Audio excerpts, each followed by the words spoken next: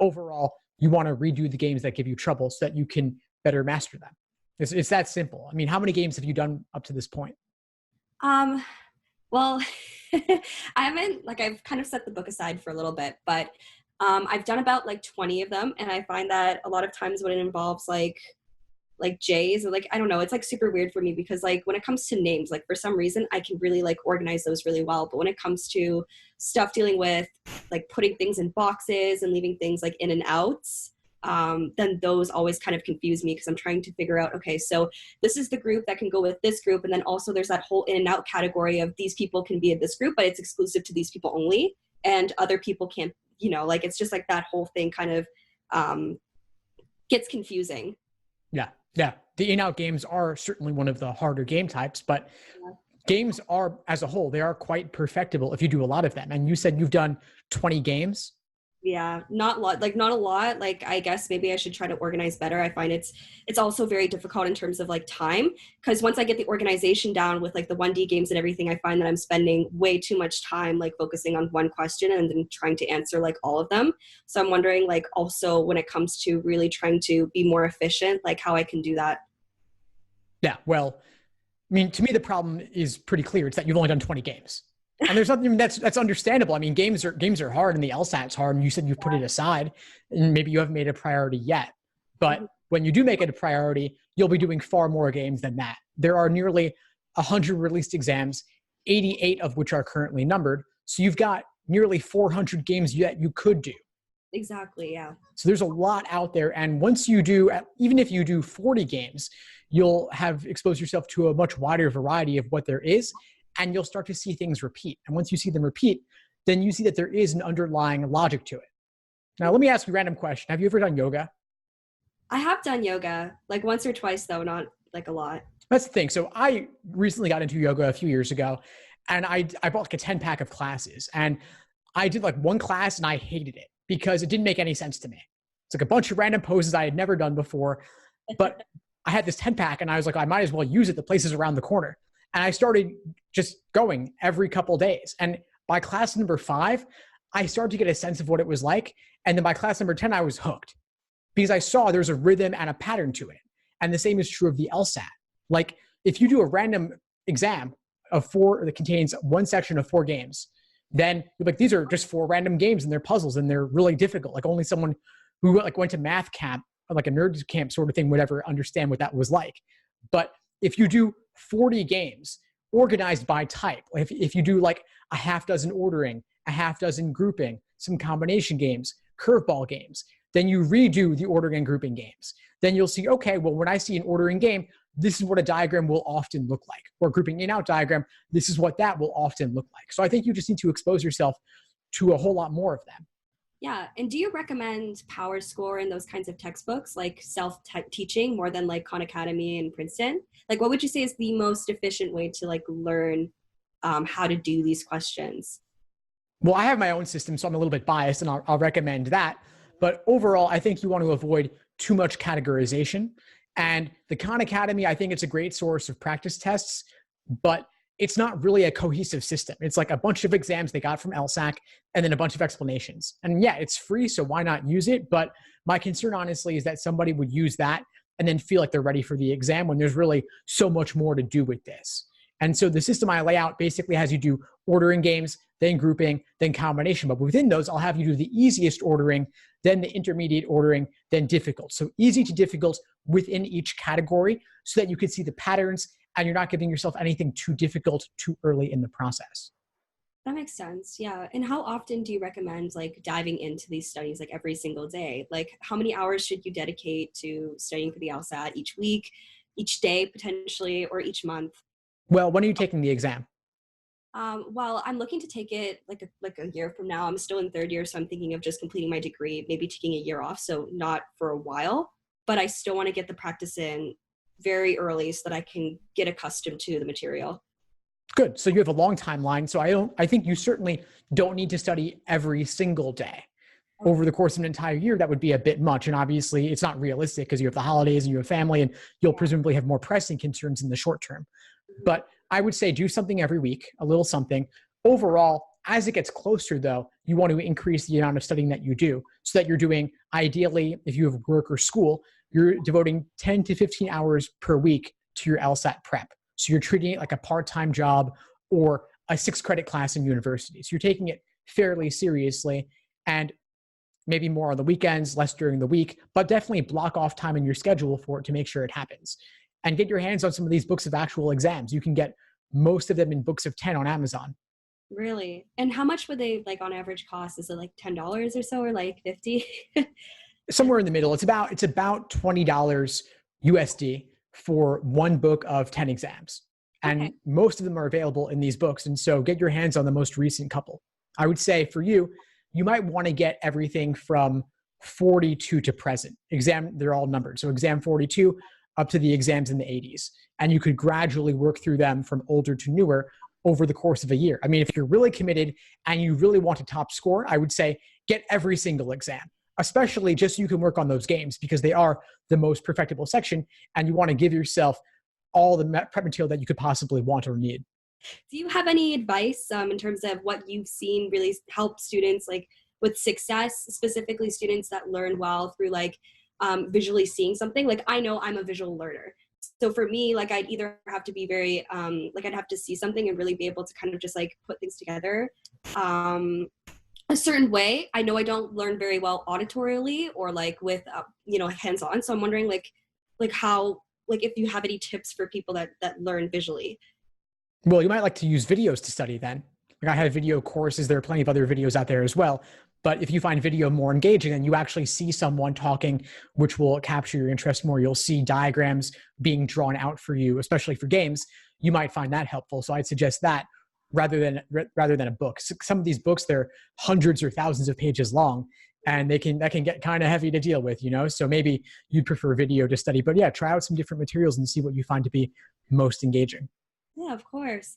And when it comes to, and I just kind of remembered the question that I had before, related to the digital LSAT now, because things are a little bit different in terms of studying through writing pen and paper and actually going to the exam. So when you go into the exam, from what I've heard from someone, is that there's like a certain section where you're like given like a little stylus and you're able to kind of like flip through, but that wastes a lot of time and a lot of energy to kind of like highlight and use like the tools on that tablet because you're only given one of them. So what tips do you recommend when like you go into the exam and you're not really able to write, you're only allowed to like underline or you're constricted to whatever tools that they have or provide for you there?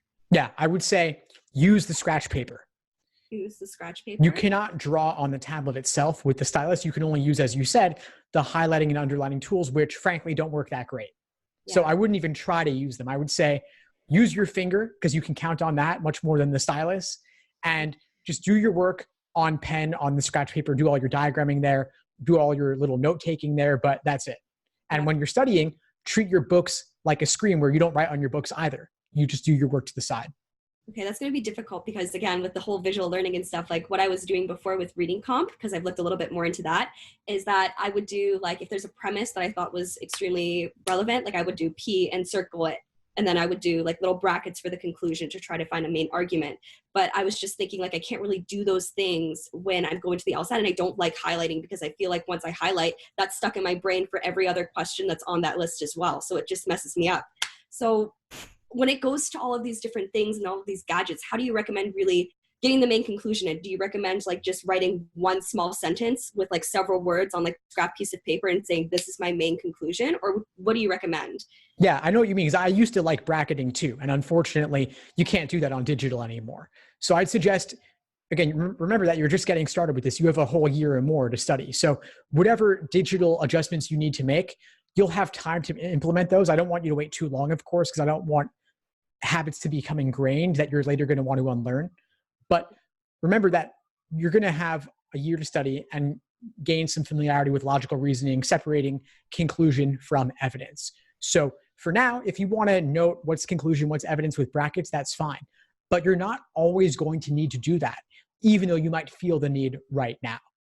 There will be certain keywords that start to jump out at you, indicating evidence or conclusion.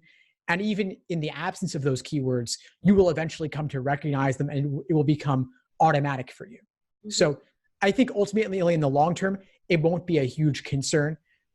Overall though, like with reading comp, you might want to make some brief notes in the scratch paper, but for most of logical reasoning, you're not going to need to write down anything at all. Right. I know. It's just like there's a lot of pressure, I guess, with like the LSAT and everything and trying to get into law school. Like it just gets so nerve-wracking talking about it because you're like, oh my gosh, like this whole digital LSAT is such like a throw off because you study a certain way. And, you know, if you grab books or you try to use sources such as online classes and stuff, they teach you a specific way of doing things that no longer are relevant because of the way that it's changed and everything. So I think that there's like a lot of like uncertainty right now on like the performance that people have in terms of the digital LSAT, from what I've heard anyways, and kind of like how that's going to play a factor in scoring and how, you know, these habits are going to really hinder us instead of, you know, help us. Yeah, So. I mean, it's a mix. It's both good and bad. I mean, you've mentioned a lot of the negatives, which I certainly agree with. There are a few small positives, though. One of them is that the countdown timer being on the tablet means that there's no room for proctor error when it comes to timing you anymore. Oh, that's nice. And they can't possibly forget to give you the 5-minute warning per section because that's also built into the tablet. You can also flag questions within the tablet to easily come back to later, and you can bubble in with one tap rather than slowly filling in an oval with a number 2 pencil. So those are all good things. And as you said, yeah, you do need to adjust your techniques though, and you want to be using prep materials that are specific to the digital format. I completely redesigned my courses last year specifically for the digital LSAT. I revamped everything because this is a massive change. I mean, everyone in North America is doing digital now. And so whatever prep materials you choose, you want to make sure they're completely updated for the digital. So I'm glad that you're aware of this. Yeah, it's just, it must be nerve-wracking for you as well because you're trying to keep up with the times and just trying to structure things in a way that works for students. So I couldn't imagine like what, you know, all these other guys are trying to do in terms of trying to get these resources for other students and trying to get them to study a certain way when, you know, we're so wired to, I don't know, for myself anyways, pen and paper. Yeah, no, it's definitely an adjustment. I mean, you're right about it. The nice thing is that LSAC gave us plenty of notice. So I've been working over the past year really to change everything up for digital. And LSAC does have some tech issues with the tablets and stuff that they're slowly figuring out. But the nice thing for you is that because your timeline's a bit farther off, then there will be more prep materials out there specific to digital, and LSAC will hopefully have worked out all the kinks by the time you take it. Yeah, hopefully. Oh my goodness. Cross those fingers, right? Yeah, well, you've got plenty of time though. Yeah. Do you have any advice for someone that's trying to go into third year? Because I know like it must not be that different than America, like in Canada or whatever, but for us in third year, there's a lot of pressure right now that we have from, I don't know, peers to be like, you have to get like A pluses in like your courses. You have to do all of these different things like extracurriculars, get an internship, all of that, and study for this LSAT. Like, when do you think is like the best time to really, I guess, get your shit together is essentially what I'm trying to say here, trying to get the best marks. Is it fourth year that really counts or is it third year? And when are we really good to take the LSAT? Because I heard from people that taking it in third year or taking it in fourth year isn't the best time because either we're not wired for that yet or there's just too much going on and we can't really keep up or something. The best time to take it is whenever you're ready and you've had a good amount of time to study prior. Yeah. I mean, LSAT scores are good for 5 years. And as for wiring, that doesn't hold a lot of water with me. I think that there's nothing you're learning in university that's that relevant to the LSAT other than being able to read critically and think well and all that sort, and analytically and all of that. So some people will study over winter break and take it in the spring. Others will study over the summer and take it in the fall. So it's whenever you have the most time, or you could take a lighter course load one semester to allow you to have time to study for the LSAT as well simultaneously. So it really depends upon your personal schedule, but I don't think there's any particular time that's ideally overall, except I would say earlier is better because then you have time to retake it if you need to. Yeah. Well, I don't know. I heard from someone, and I don't know if this is true, that there's actually going to be a limit moving forward with the LSAT and how many times you can take it. I know that they keep a cumulative average of your LSAT scores and they keep into account the other times that you've taken it. For example, if you keep taking the LSAT and you get like lower scores or whatever, that could potentially affect the way that a law school admission panel may be like evaluating you as a student. But in terms of limitations on how much you can take the LSAT, I believe that it's changed to 8 times, and I'm not sure if that's correct. Well, so there are some new limits that went into effect this year. It's now you can take it 3 times in one admission cycle, which runs from June to May. Oh, so it's only like a year. So even then, like that's a lot of money. Yeah, if you were to take it 3 times, that's like 600 USD. Oh, So that's a good amount of money, but people spend it. Well, though some get fee waivers as well to make it more affordable based on financial need. But 3 times in 1 year, 5 times in 5 years, and 7 times for life. And if you get a 180, you can't take it again. So those are the limits. But I don't think they affect less than 1% of test takers. Honestly, it's not a huge concern. Of course, it's better to take it once and be done and have a great score than to take it multiple times.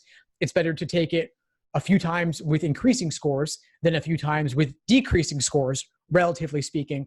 But at least in the US, virtually all law schools take the highest score. They do not average multiple scores.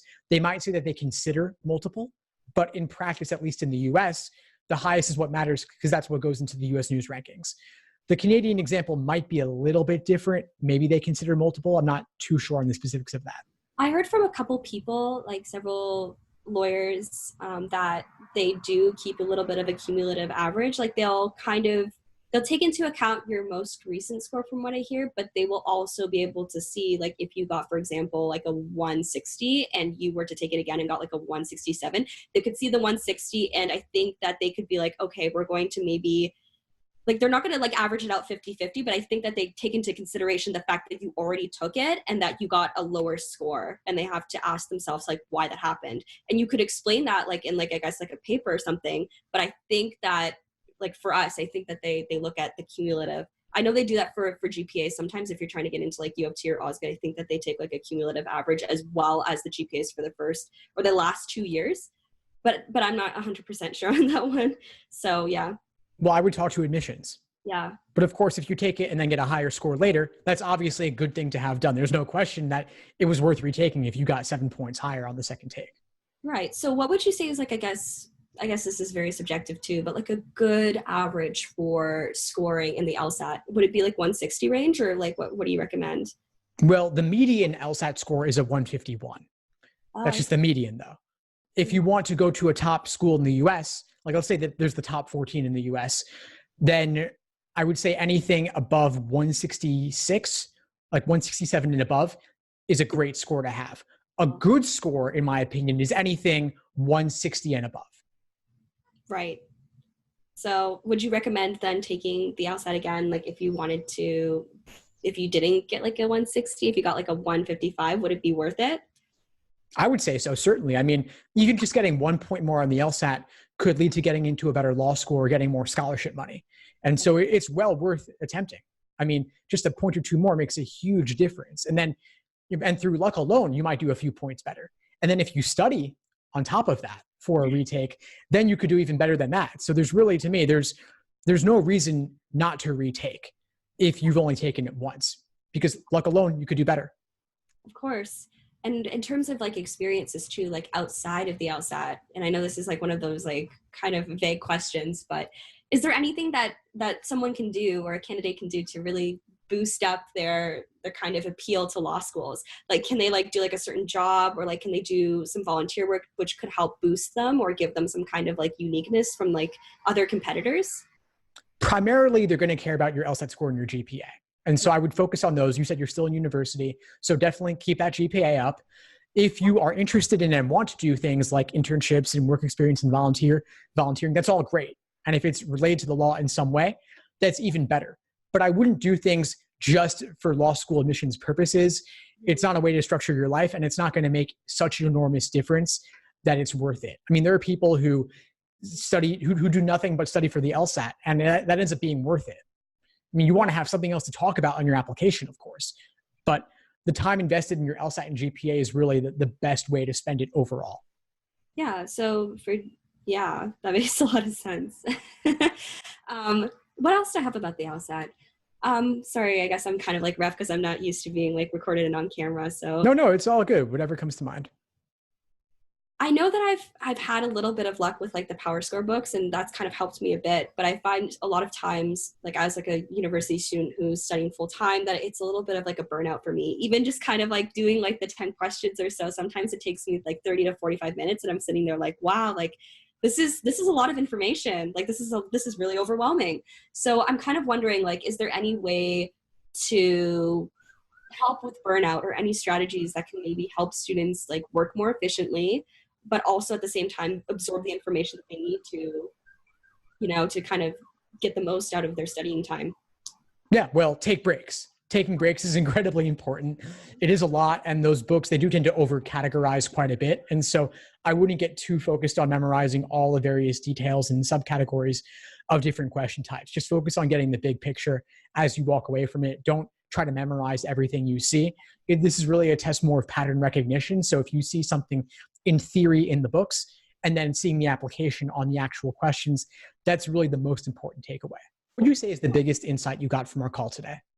Well, just kind of like basically hearing like the rundown of like what's going on, especially with digital LSAT. It's really good to hear that you have materials that are accessible that I could potentially tap into to try and, study for this thing and really get familiar with how the format's going to be like.